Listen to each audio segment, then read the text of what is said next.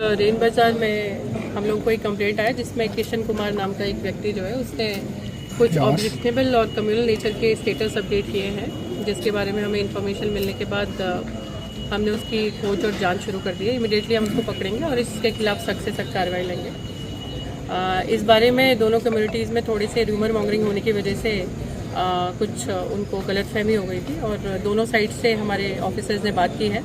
Both sides are satisfied कि इसमें कोई भी दूसरा एंगल नहीं है और इसमें जो व्यक्ति ने इस तरह के पोस्ट किए हैं उसको इमीडिएटली हम पकड़ेंगे। और सोशल मीडिया में और सभी जो हमारे मीडिया व्यक्ति हैं उनसे यही हमारी रिक्वेस्ट है कि किसी भी तरीके की गलत फहमी और र्यूमर मैंगरिंग और गलत इन्फॉर्मेशन को सर्कुलेट ना करें। अभी यहाँ पे स्थिति एकदम शांतिपूर्ण है और सेंसिटिविटी ऑफ सिचुएशन को ध्यान में रखते हुए ओनली वेरीफाइड इन्फॉर्मेशन ही वो लोग पोस्ट करें।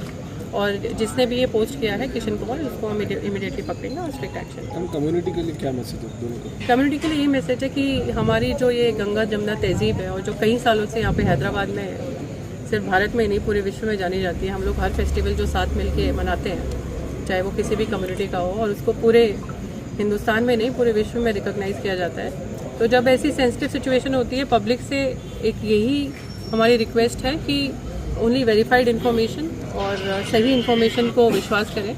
किसी भी इंसिडेंट में इन्फ्लेटेड या र्यूमर मॉन्गरिंग जो होती है कि ऐसा हो गया वैसा हो गया, इसको मार दिया उसको मार दिया, अनलेस वो वेरीफाइड हो और प्रॉपर सोर्सेज से आई हो, उस पर विश्वास ना करें और पुलिस पे विश्वास रखें कि जिसने भी ऐसा काम किया उसको हम पकड़ेंगे और उस पर कार्रवाई करेंगे। Thank you madam.